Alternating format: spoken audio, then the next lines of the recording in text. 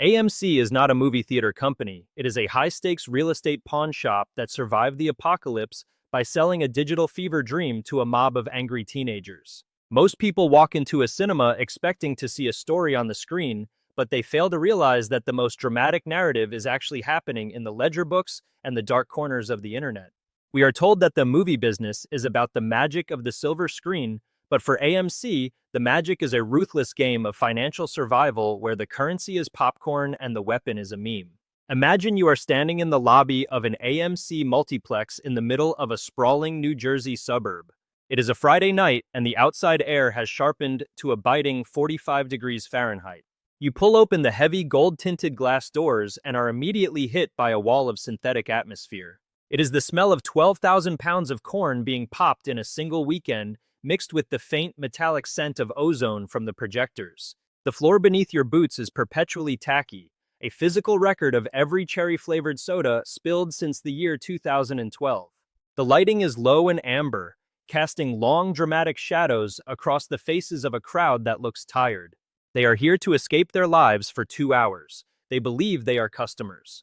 In reality, they are the unwitting life support system for a corporate entity that should have died 3 years ago. Is the buttery topping on your popcorn actually a lubricant for the largest financial pivot in the history of entertainment? Why would a company that was literally weeks away from total liquidation suddenly become the most talked about stock on the planet? To understand the present, we must look at the modern echo of the year 2021. While the rest of the world was locked behind doors, AMC was staring into a void. They had $5 billion of debt hanging over their heads like a guillotine. The theaters were empty tombs. Usually, when a business has no customers and billions in bills, it disappears. It becomes a mundane memory, like a blockbuster video or a circuit city. But AMC did not follow the rules of the old world. Instead, they tapped into a new kind of energy. They synchronized their past failures with a present viral trend that turned a struggling cinema chain into a digital fortress. A movement born on internet message boards turned the stock into a weapon. This was not an investment. It was a riot. Suddenly, the people buying shares were not looking at quarterly earnings or seat occupancy rates. They were looking for skin in the game. They wanted to move the needle against the giants of Wall Street. Think of an AMC theater like a New York City subway station at 2 in the morning. It is slightly decaying, it is expensive, and it feels like it belongs to a different era. Yet, it remains an essential piece of the infrastructure of the American dream. The mundane metaphor for AMC is the oversized popcorn tub itself. It costs less than 50 cents to produce, yet it is sold for $10. It is a vessel of pure margin. But in the 2020s, that tub became something else. It became a lottery ticket. By buying that popcorn, by showing up to those seats, the audience was participating in a collective act of corporate necromancy. Did the leadership of AMC actually believe in the future of film? Or were they simply riding the wave of a psychological phenomenon they did not fully understand? The numbers tell a cold story. We are talking about a market capitalization that swung from less than $500 million to over $30 billion in a matter of months. This was not because the movies got better, it was because the brand became a symbol. This obsession led to bizarre business logic. In a move that left traditional analysts speechless, AMC took the cash they raised from the meme stock craze and bought a significant stake in a gold mine in Nevada. They went from selling dreams on a screen to digging for metal in a hole in the ground.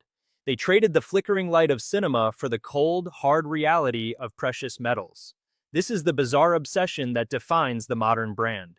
Does a cinema chain belong in a mining pit, or is the gold mine just another prop in a massive, high-budget production designed to keep investors from looking at the exit signs? Today, when you see a viral video of a limited edition popcorn bucket or a tweet from the chief executive officer, you are seeing the calculated architecture of a brand that refuses to go quietly into the night. They have mastered the art of the pivot. They have transformed a legacy business into a viral laboratory. Every time you pay for a ticket, you are not just watching a movie, you are contributing to a global experiment in financial survival. The seats might be leather and the screens might be high definition, but the foundation is built on the shifting sands of internet sentiment. To understand how AMC survived the digital tidal wave that swallowed giants like Blockbuster, we must examine the blueprint of what I call the Multiplex Mirage. This is not a story about the love of cinema. It is a story about the calculated architecture of human behavior and the ruthless optimization of space.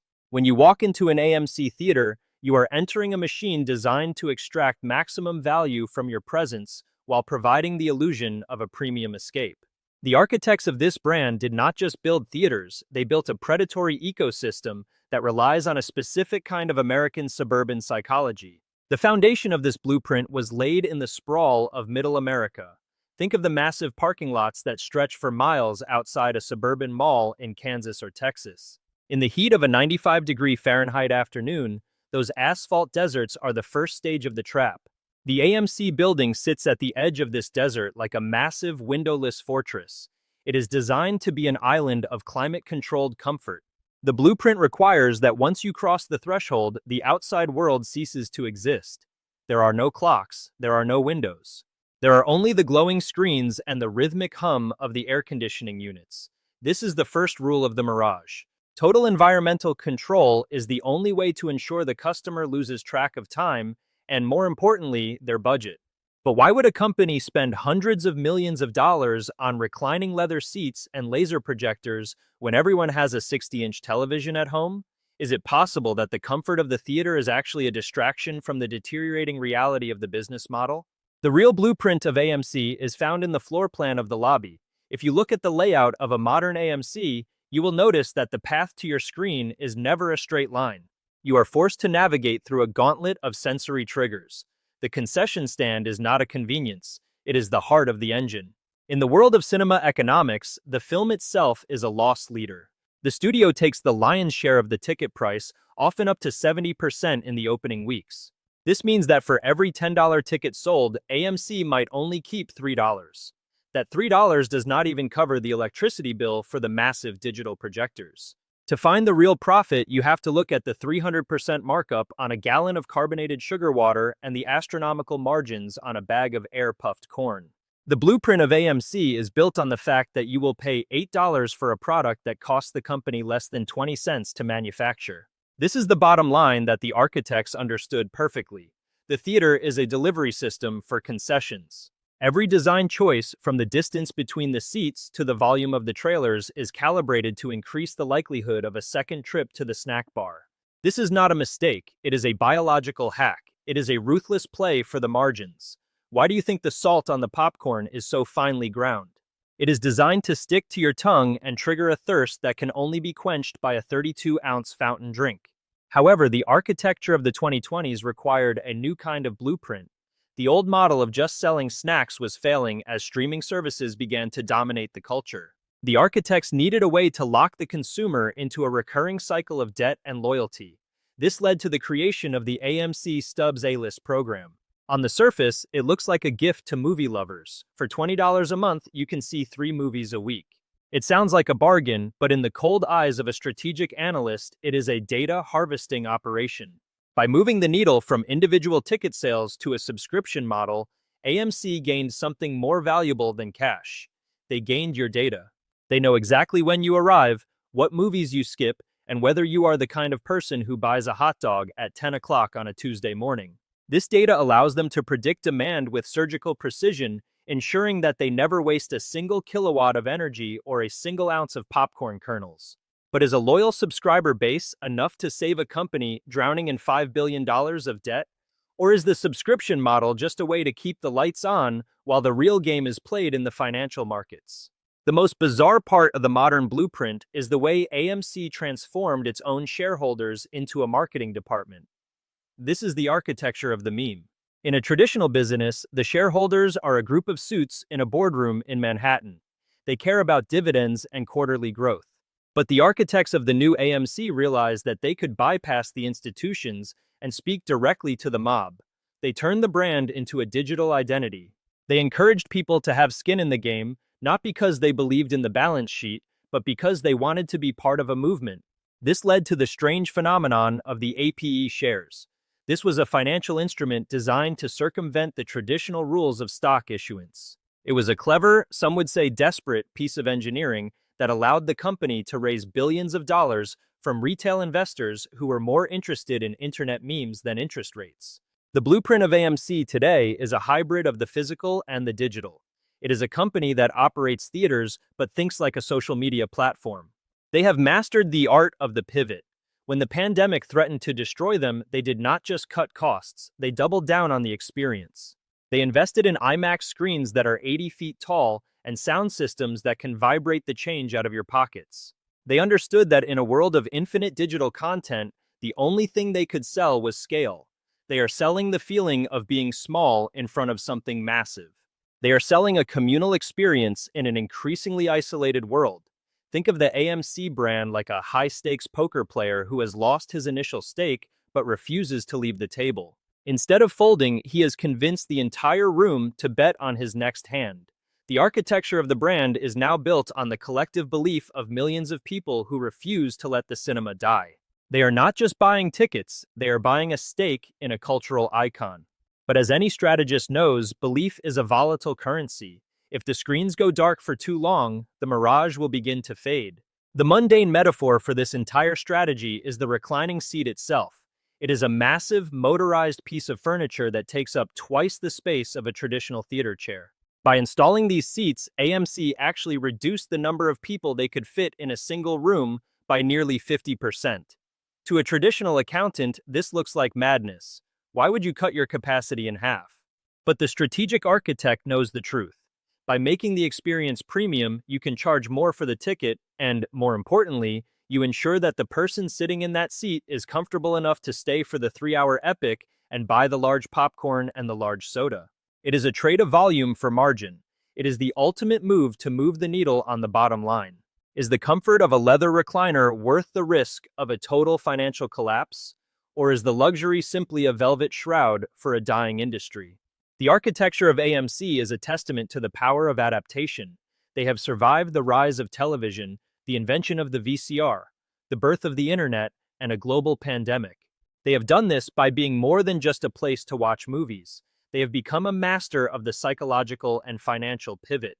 They have built a blueprint that balances on the edge of disaster, using the passion of their fans and the cold logic of concession margins to keep the projectors running. Every time you see a movie at an AMC, you are witnessing the survival of a machine that refuses to stop. AMC did not invent the cinema. They invented the industrial factory for human attention. To understand the cold logic of the modern multiplex, we must travel back to 1963, to a scorching summer afternoon in Kansas City, Missouri. The temperature outside has climbed to a humid 98 degrees Fahrenheit, and the air is thick with the scent of suburban progress and freshly poured asphalt. This is the moment where the traditional movie palace began to die, and the efficient, ruthless machine of AMC was born. The man behind the desk was Stanley Durwood, a second-generation theater operator who looked at a cinema and saw not a temple of art, but a problem of unoptimized square footage. Before this moment, going to the movies was a singular event. You went to a grand, ornate building with one massive screen. If the movie was a hit, you were lucky to get a seat. If it was a flop, the theater sat empty, hemorrhaging money through the cooling vents and the payroll of 20 ushers. Durwood realized that this was a mathematical failure. He stood in the lobby of the Ward Parkway Center, watching a crowd of frustrated suburbanites being turned away from a sold-out screening of a popular film. Meanwhile, in the theater next door, a smaller film was playing to a handful of people. The inefficiency of the single screen was the original sin of the industry. Durwood's first blood was not a creative breakthrough, it was an act of architectural violence. He decided to take a single large auditorium and literally saw it in half. He installed 2 screens where there used to be one. To the traditionalists of the 1960s, this was heresy. They argued that it would ruin the acoustics, that it would cheapen the experience, and that the public would never accept a smaller, boxier room. But Durwood was not interested in the opinions of film critics. He was interested in the bottom line. He realized that by having 2 screens, he could double his chances of a hit. He could play the blockbuster and the niche film simultaneously. He could keep the popcorn machine running for 18 hours a day instead of 6. This was the birth of the multiplex. It was the first sign of a brand that was obsessed with the cold, hard logic of scale. But was this really a service to the audience, or was it a way to turn the act of watching a movie into a high-density cattle drive? The scene in Kansas City was clinical. Imagine the dust from the construction work settling on the red velvet seats of the old world. The sound of saws cutting through the plaster was the sound of the future. Durwood was not looking for beauty. He was looking for a way to maximize the revenue per square foot of his real estate. He knew that the land in the American suburbs was becoming more valuable every day. To survive, a theater had to be as efficient as a supermarket or a gas station. This was the first blood of the AMC empire. They killed the palace to build the plant. How does this historical act of efficiency connect to the modern echo of the 2020s? Today, the logic of the two-screen theater has evolved into the 24-screen mega complex, but the underlying principle remains exactly the same. AMC is not selling you a movie. They are managing a portfolio of time and space. When you see 20 different showtimes for the same superhero movie, you are seeing the descendant of Stanley Durwood's 1963 gamble. They have perfected the art of the overflow. If one screen is full, they can shuffle you into another room 10 minutes later. They have turned the unpredictability of human desire into a controlled, logistical flow.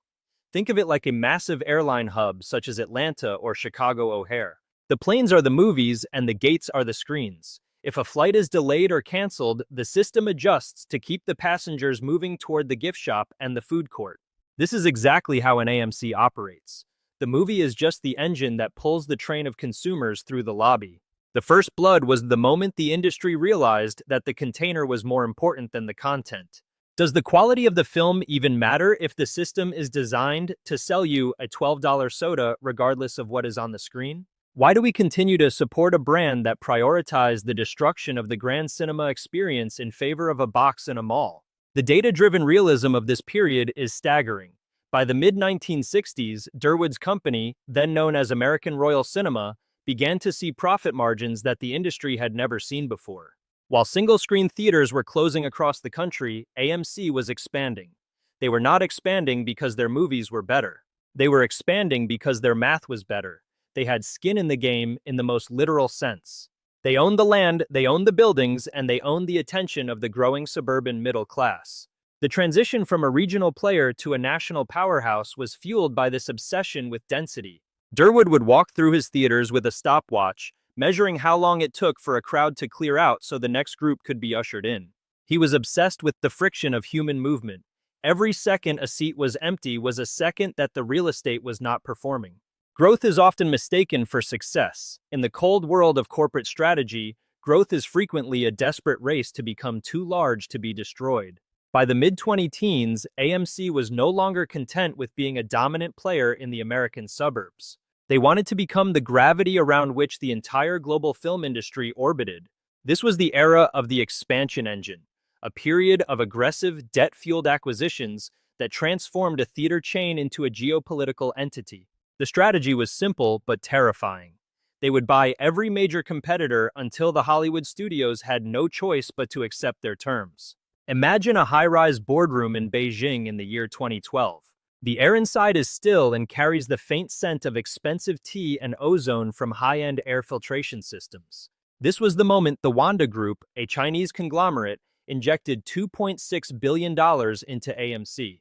This was the fuel for the engine. Suddenly, AMC had the capital to play a game of global monopoly. They were not looking at individual screens anymore. They were looking at entire continents. They were moving at a pace that left their rivals breathless. In 2016, they spent $1.2 billion to buy Odeon and UCI cinemas in Europe. Months later, they dropped another $1.1 billion to acquire Carmike Cinemas in the United States. Within a single year, AMC became the largest movie theater chain on the planet. They owned over 1,000 theaters and 11,000 screens. But was this massive expansion a sign of strength or a calculated gamble on a house of cards? Why would a company double down on physical real estate at the exact moment that Netflix and Amazon were spending billions to keep people on their couches? The logic of the expansion engine was built on the concept of leverage. In the film business, size is your only weapon against the titans of content. If you own 10% of the screens in America, Disney can dictate the terms of your contract. They can demand a higher percentage of the ticket sales and force you to keep their movies on your largest screens for weeks. But if you own 25% of the screens in the world, the power dynamic shifts. You become the gatekeeper. You are the one who decides which stories get told and which are buried in the digital noise. The expansion was not about the love of movies. It was about building a fortress of leverage that would allow AMC to squeeze every possible cent out of the global box office. Think of AMC during this period as a massive oil tanker trying to navigate a narrow canal. It is powerful, it is unstoppable, but it is also dangerously inflexible. To maintain this engine, they took on staggering amounts of debt. They were betting that the global box office would continue to grow forever. They were betting that the American consumer would never tire of the $11 soda and the $12 popcorn. They were betting that the theater was a permanent fixture of human civilization. But the friction of this expansion was starting to show. Managing a global empire of 11,000 screens is a logistical nightmare. Every theater has a different climate, a different labor market, and a different cultural expectation. In a small town in Georgia, the audience wants butter on everything. In a high-end cinema in London, they want gin and tonics and gourmet sliders. The engine had to be tuned to every local frequency while maintaining a global standard of efficiency. This led to a relentless focus on the bottom line. Costs were cut, staffing was minimized, and every square inch of the lobby was scrutinized for its revenue potential. Is the experience of a global brand worth the loss of local character? Or have we traded the soul of our community theaters for the cold efficiency of a global conglomerate? This massive footprint is exactly what created the modern echo of the AMC phenomenon. When the world stopped in 2020, AMC was the biggest target in the room. Their scale made them the perfect protagonist for a digital rebellion. If they had been a small, regional chain, they would have been allowed to die quietly. But because they were the largest on Earth, they became a symbol. They were the king of the mountain, and everyone was watching to see if the king would fall. The expansion engine had created a brand that was so large, its survival became a matter of cultural importance for millions of people who had never even set foot in a boardroom. The mundane metaphor for this expansion is the highway billboard. You see them every few miles on the interstate, a massive, glowing reminder that AMC is everywhere. It feels permanent, it feels like part of the landscape, but if you look closely at the structure supporting that billboard, you will see the rust and the tension of the bolts holding it together. The expansion engine was a masterpiece of financial engineering, but it was built on the assumption that the road would never end. As they swallowed up their competitors, they also swallowed up their problems. They inherited aging buildings, disgruntled employees, and billions in lease obligations. They were not just buying screens, they were buying liabilities. The strategists at the top, led by the charismatic and often controversial Adam Aron, knew that they had to keep moving. In the world of high-stakes business, if you stop growing, you start dying. They chose to grow until they were the only ones left standing.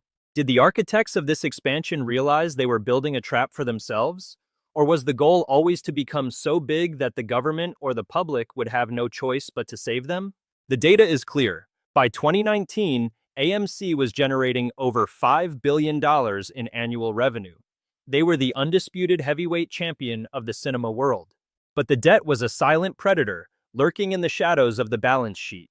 They were paying hundreds of millions of dollars a year just in interest.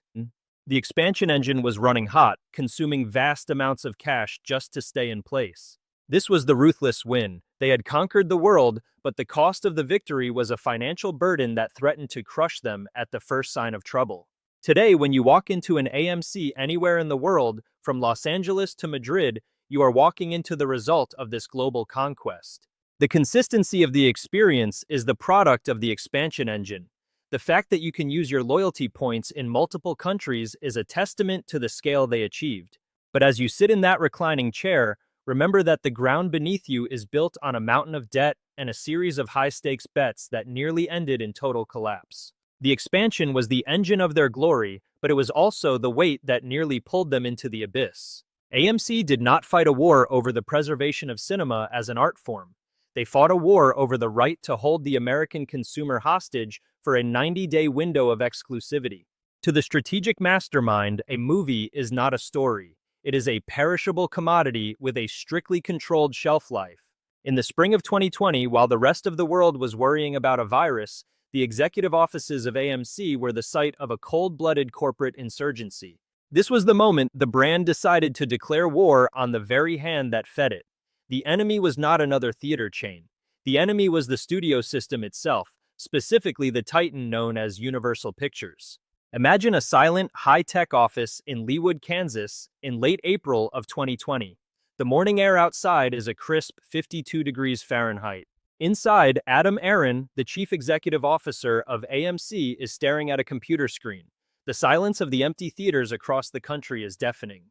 Then a headline breaks. Jeff Shell, the head of NBC Universal, announces that Trolls World Tour, a movie that should have been an AMC blockbuster, has made over $100 million in digital rentals in just 3 weeks. Shell tells the Wall Street Journal that even when the world reopens, Universal will release movies both in theaters and on digital platforms simultaneously.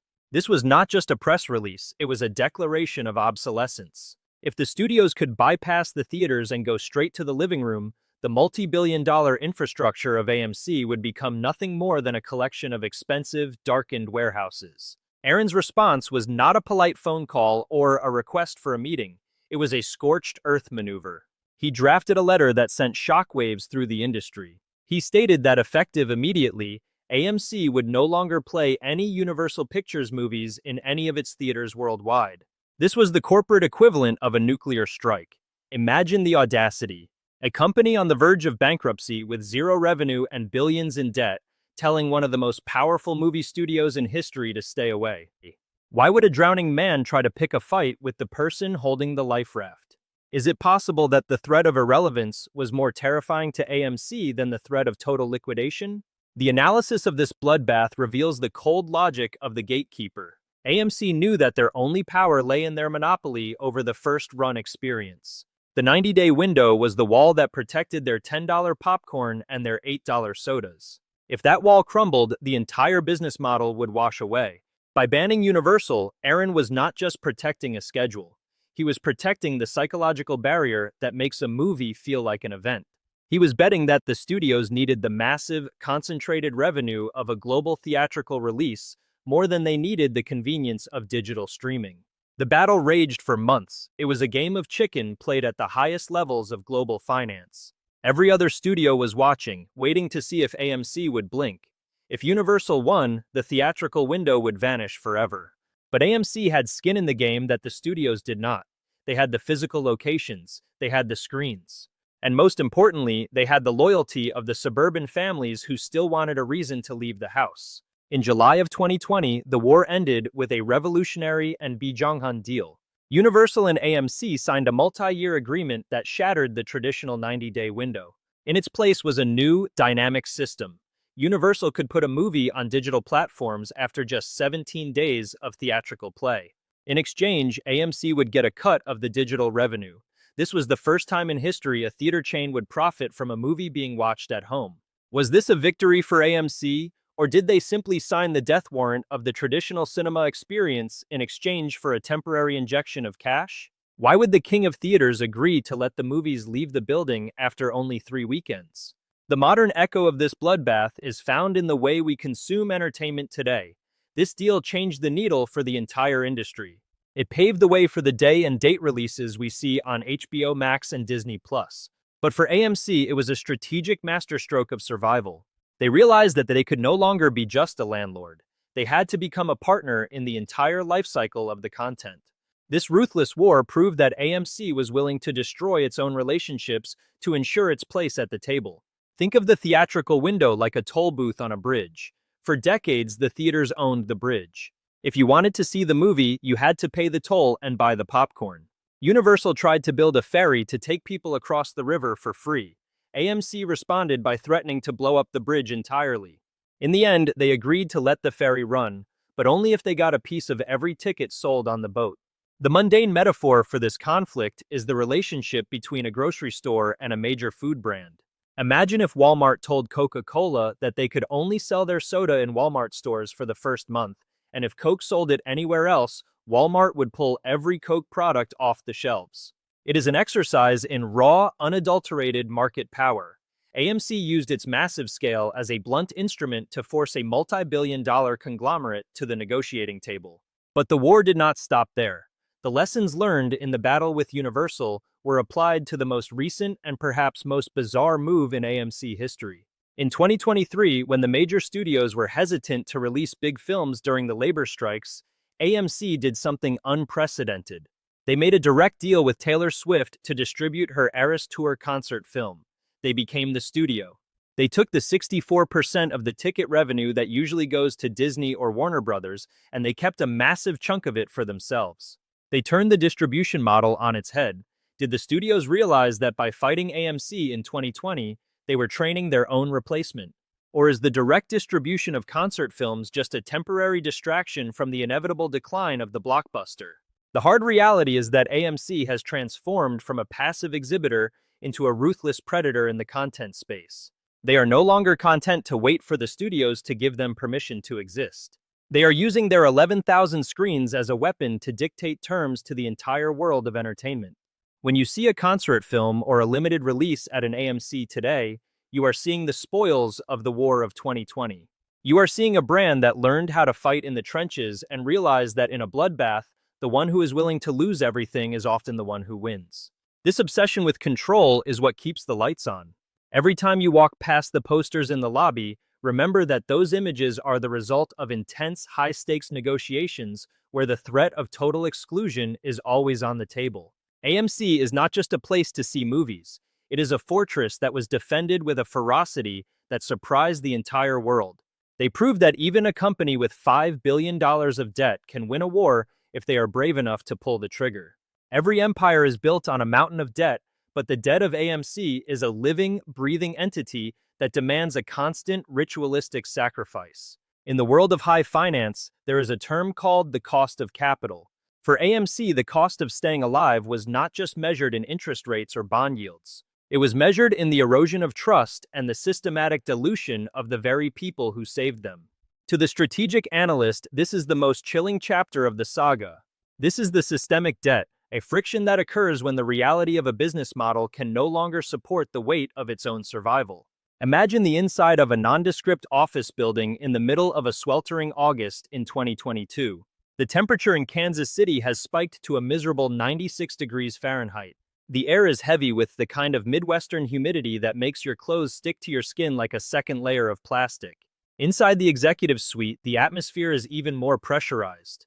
Adam Aron and his legal team are staring at a problem that should have been the end of the line. They needed more cash to pay down their $5 billion mountain of debt, but the shareholders, the very apes who had turned the company into a cultural phenomenon, had said no. They had voted against the issuance of new shares. They did not want their stake in the company to be diluted any further.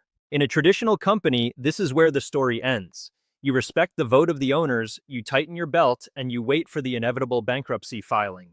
But AMC had already abandoned the traditional rules of engagement. They were operating in a post-reality business environment where the only limit was the creativity of their lawyers. The solution was a piece of financial alchemy so bizarre and so cynical that it left Wall Street gasping for air. They created the APE. Officially, it stood for AMC Preferred Equity, a cheeky nod to the retail investors who called themselves apes on the internet. It was a dividend, a gift to the loyal fans. But beneath the surface, it was a Trojan horse designed to bypass the democratic process of the corporation. Each ape unit was a new kind of security that could eventually be converted into common stock, allowing the company to raise billions of dollars without needing another vote from the shareholders. Was this a brilliant move to save the company from certain death? Or was it a betrayal of the very people who had put their life savings into a movie theater chain? Is it possible that the retail investor is not a partner in the business, but merely a source of liquid fuel for a machine that is already broken? The friction of this move was immediate and violent. The stock price of AMC began a slow, painful descent. The meme stock energy, which had once been a source of pure power, began to turn into a source of toxic resentment. On internet message boards from Reddit to Twitter, the tone shifted from celebratory to suspicious. People began to realize that they were being used as a shield against the reality of the balance sheet. They were the skin in the game, but they were not the ones holding the needle. But the systemic debt was not just financial, it was physical. While the executives were engineering complex stock splits and equity conversions, the reality inside the theaters was beginning to fray. Think of a mid-tier AMC in a secondary market like Indianapolis or St. Louis. It is a Tuesday afternoon, and the air conditioning is struggling to keep the lobby at a comfortable 72 degrees. The carpet is worn thin in the high-traffic areas, and the staff is stretched to the breaking point. To save cash, the cleaning rotations have been pushed back. The luxury reclining seats, once the crown jewel of the expansion engine, are starting to show the cracks in their faux leather. This is the hard reality of a company that is focused on the stock ticker instead of the customer. When every available dollar is being funneled into interest payments and legal fees, there is nothing left for the maintenance of the experience. The friction between the digital hype and the physical reality is where the brand begins to lose its soul. Why would a company buy a gold mine in Nevada when their own theaters need new carpets and better projectors? Does a brand that prioritizes financial stunts over its core product deserve to survive in a competitive marketplace? The logic of the gold mine was the ultimate friction anecdote. In March of 2022, AMC announced they were buying a 22% stake in Highcroft Mining Holding Corporation. This was not a move based on data or market research. It was a move based on pure, unadulterated narrative. They wanted to show the world that they were predators, not prey. They wanted to prove that they could find value where others saw only dirt. But for the people working the concession stands for $15 an hour, the gold mine was a slap in the face. It was a bizarre obsession that had nothing to do with the bottom line of the movie business. The data-driven realism of this period shows a widening gap between the elite and the base. While the chief executive officer was cashing out tens of millions of dollars in stock, the average retail investor was watching their portfolio bleed out. The APE units, which were supposed to be a gift, became a weight around the neck of the company. The market saw through the gimmick. The institutional investors, the smart money, stayed away. They saw a company that was no longer interested in being a theater chain, but was instead focused on becoming a viral laboratory for financial experimentation. The mundane metaphor for the systemic debt is the broken popcorn machine in the corner of the lobby. It has a yellow tape across it that says "out of order." It has been that way for 3 weeks because the parts are too expensive and the technician is unavailable. Meanwhile, on the screen above the concession stand, there is a high-definition video of the CEO talking about the bright future of the company and the importance of the retail investor. The gap between the broken machine and the digital promise is the friction that will eventually consume the brand. This period also saw a rise in labor friction. Across the country, AMC employees began to speak out about the pressure of the job. They were being asked to do more with less. They were the ones on the front lines of the cultural war, dealing with angry customers and malfunctioning equipment while the corporate office played games with the stock market. The turnover rates skyrocketed. The institutional knowledge of how to run a theater was being lost to the pursuit of the next viral moment. But despite the friction, despite the debt, and despite the bizarre moves, AMC continued to move the needle. They had created a systemic dependency. They were too big to fail for the shopping malls that relied on them for foot traffic. They were too big to fail for the studios that needed their 11,000 screens. And they were too big to fail for the millions of people who had tied their financial identity to the brand. They had built a fortress of debt that was so massive, it had its own gravity. Did the architects of the APE movement realize they were creating a permanent class of disgruntled owners? Or was the friction simply a necessary byproduct of a strategy designed to survive the apocalypse at any cost? Today, the echo of the systemic debt is still audible in every quarterly earnings call. The company continues to struggle with the weight of its interest payments. They continue to look for new ways to raise cash from a public that is becoming increasingly skeptical. The honeymoon period of the meme stock era is over, and the cold, hard reality of the theater business has returned. People are going back to the movies, but they are more demanding than ever. They want the seats to work. They want the popcorn to be fresh. They want the experience to match the price of the ticket. The systemic debt is the friction that AMC must overcome if they want to survive the next decade. They have proven they can win a war with a studio. They have proven they can survive a pandemic. But they have yet to prove that they can be a sustainable, profitable business in a world where the viral hype has faded. The machine is still running, the projectors are still humming, and the popcorn is still popping, but the foundation is under immense pressure. The story of AMC is no longer about the magic of the movies. It is about the cost of survival in a world that has moved on. The survival of AMC is not a triumph of the cinematic arts, but a cold demonstration that in the 21st century, a brand does not need a functional product to survive as long as it possesses a viral soul. We are told that movie theaters are the temples of storytelling, yet AMC has proven that the theater itself is merely a ghost in the machine, a physical medium used to host a far more lucrative financial hallucination. For over a century, the logic of the cinema was simple. You made a good movie, people paid to see it, and the theater took a cut. Today, that logic is as dead as the silent film. AMC has disconnected itself from the quality of Hollywood and reattached its lifeline to the volatility of the internet and the desperation of the retail investor. Think of an empty AMC auditorium at 11 o'clock on a rainy Tuesday morning in a suburb outside of Chicago. The temperature is kept at a precise 68 degrees Fahrenheit to prevent the growth of mold on the velvet curtains. The silence is absolute, yet the company is generating value in this very moment. How? Because thousands of miles away, a teenager in a bedroom is posting a meme about a gold mine in Nevada. Because a pension fund is adjusting its position on a complex derivative tied to the AMC stock price. The brand has achieved the ultimate corporate dream. It has become independent of its own service. It no longer matters if the movies are good. It no longer matters if the popcorn is fresh. What matters is the narrative of survival. The hard reality is that AMC has mastered the art of the systemic debt. They have traded the long-term health of the cinema experience for the short-term adrenaline of the pivot. When Stanley Durwood sawed those theaters in half in 1963, he started a process of fragmentation that has reached its logical conclusion. We have moved from the Grand Palace to the multiplex, and from the multiplex to the digital fortress.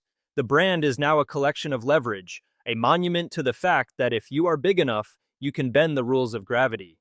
They moved the needle by refusing to admit that the needle had already broken. This was behind the logo.